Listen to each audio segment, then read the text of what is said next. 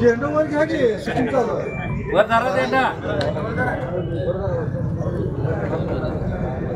Hello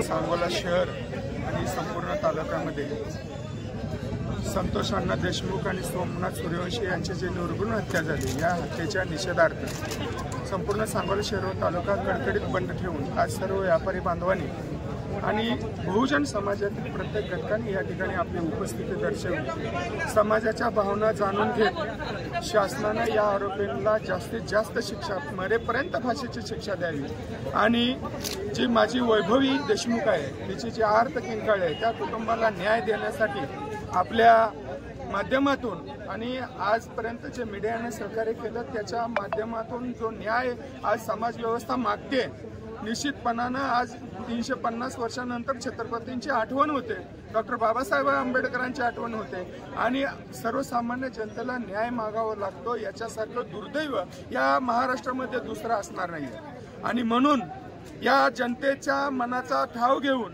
या जनतेच्या आर्त किंकाळीला साथ घालत शासनानं दोषी असणाऱ्या राज्यकर्ते असतील, गुन्हेगार असतील यांना फाशीपर्यंत शिक्षा द्यावी, मरेपर्यंत फाशी झाली पाहिजे अशी भावना घेऊन आम्ही सर्व सांगोलावासी आज या ठिकाणी संपूर्ण तालुक्यातून आलेलो आहोत. आमच्या भावना आम्ही तहसीलदारांच्या मार्फत प्रशासनापर्यंत पोहोचवलेल्या आहेत. या गुन्हेगारांना पुन्हा एकदा आपणा सर्वांच्या वतीनं मागणी आहे की त्यांना फाशीची शिक्षा झाली पाहिजे.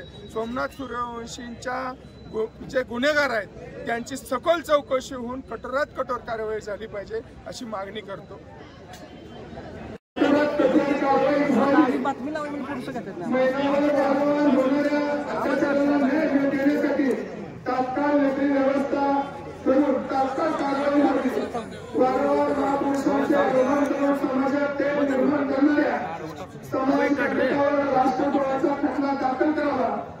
सांगोला पोलिसांनी एसटी स्टँड, शाळा, कॉलेज व रेल्वे स्टेशन आणि सर्व धार्मिक स्थळावर योग्य ती गस्त ठेवून चुकीचं काही आढळल्यास तात्काळ विना परवाना कारवाई करावी अशा पद्धतीच्या या सर्व आपल्या बांधवांच्या बहुजन समाज आणि त्याच माध्यमामध्ये आज आपल्याला आपल्या बांधवांच्या न्याय हक्कासाठी पुन्हा एकदा उन्हात उभारावं लागतं, पुन्हा एकदा उन्हामध्ये काम करावं लागतं.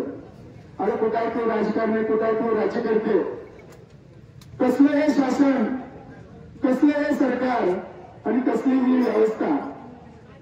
जे माणूस 14 वर्ष गावाच्या विकासासाठी झटतो, एक आदर्श सरपंच म्हणून त्या महाराष्ट्रामध्ये गाजतो आणि त्याच सरपंचाला एका मागासवर्गीय समाजातील कार्यकर्त्याच्या भांडणामध्ये का आला किंवा आवाजा कंपनीच्या जी खंडणी मागत होती त्या खंडणीखोरांना रोखण्यासाठी गेलेला माझा सोमनाथ दादाचं अक्षरशः रक्ताच्या थाळीवर पडलं, रक्ताचं पाठ व्हायला लागलं आणि आम्ही इतिहासात ऐकलं रक्ताचे पाठ वाढले, रक्ताचे शरीर छिन्न झालं, पण ते प्रत्यक्षात आज पाहायला मिळालं आणि मनाला जिथं माणूस जिवंत आहे, जिथं मन जिवंत आहे, जिथं माणूस जिवंत आहे त्या प्रत्येकाच्या मनात हवळ व्यक्त झाले. आणि माझी वैभव म्हणते, माझा बाबा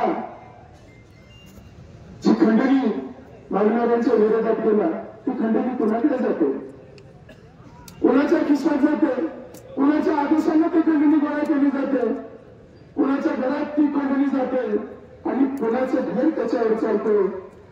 त्या नराधामापर्यंत पोहोचले पाहिजे ज्यांच्या पाठबळावर, ज्यांच्या आधारावर हा गुंड या माझ्या बाबाची निर्भय हत्या करतो. अगदी माणुसकीला काळीमा टाकणारी मृत्यूनंतर वेळ संपलं जातं मित्रांनो, पण मृत्यूनंतर सुद्धा या नराधामाने या क्रूर कर्माने त्यांच्या शरीरावर, त्यांच्या तोंडावर लघुशंका केली. त्याच्यापेक्षा वाईट आणखी काय असणार आहे, त्याच्यापेक्षा माणुसकी कुठली असणार आहे.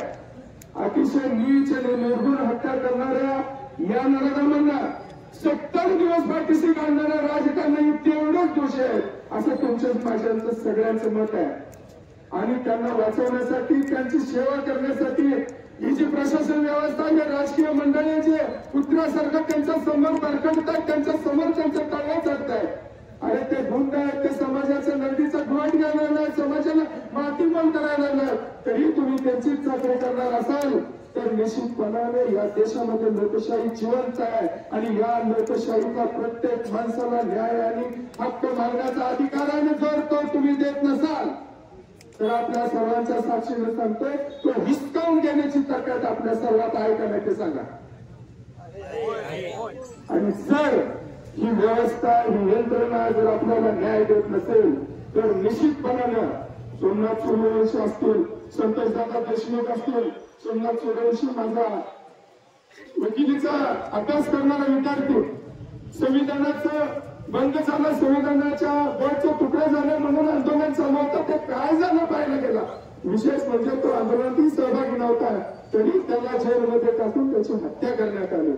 जर न्याय व्यवस्था ज्या कायद्याचं रक्षण करण्याकडून जर अशा घटना घडत असतील तर न्याय मागायचं कुणाकडे तर आपण समर्थ झालं पाहिजे. आणि यापुढे कोणताही अन्याय खपवून घेणार नाही अशी सर्वांनी या ठिकाणी शपथ घ्यायची आहे. प्रशासनातलं कोणी आलं असलं तर त्यांनी इथं समोर यायचं आहे. जनता उन्हात उभे, आपण सावलीत उभा राहावा, आम्हाला काय हरकत नाही, पण आपल्याकडे न्याय, आपली जी भूमिका आहे ती या ठिकाणी मांडायची आहे. आज गेल्या 4 दिवसापासून जे कार्यकर्ते या आंदोलनासाठी, बंदसाठी झटत होते त्या सर्वांचं मी या ठिकाणी आभार व्यक्त करणार नाही, पण ही आपली लढाई सुरू आहे. आजूबाजूला यांच्या हत्येच्या निषेधार्थ सर्वच समाजातील मायमाऊली असतील, महिला भगिनी असतील आणि तरुण मंडळी असतील यांनी या मोर्चामध्ये सरकारला आपला सांगोला तालुका राज्यामध्ये कुठली काही चुकीची घटना झाली तर सांगोला तालुक्यातील सर्व समाज रस्त्यावरती उतरून या घटनेचा निषेध करतो हे दाखवून दिलं आहे. आणि मी सांगोला तालुक्याच्या समाजाच्या वतीनं मी एवढीच सरकारला विनंती करेल की ज्या घटना झाल्या त्याचा या कुटुंबाला न्याय मिळवून द्यावा आणि या दोन्ही परिवाराला न्याय मिळाला पाहिजे एवढीच मी विनंती करतो आणि या दोघांना श्रद्धांजली अर्पित करतो.